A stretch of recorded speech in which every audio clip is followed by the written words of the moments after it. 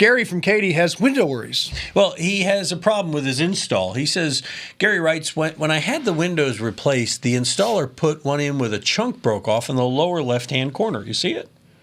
Yep. That's pretty ugly. Now, the installer says the trim would cover it, and it's no problem. Tom, Gary wants your advice. Should he accept that? The installer's halfway right. The trim will cover it.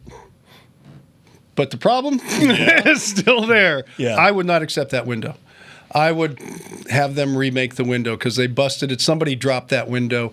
And not that, I mean, you could get away with it if they give it to you for free and you're one of those guys say, hey, I got this for free. That's fine. Or significantly discounted. I would not. I would not accept that window. It's that simple. Okay, so your mission is clear, Gary. Get after New it. window. You got a question? Send it to us at HomeShowRadio.com using the Ask Tom form. We'll answer it just like we did these videos over here. And if you subscribe to our channel, click the bell. At no extra charge, we'll ring yours when we post a new one. Ding. Ding.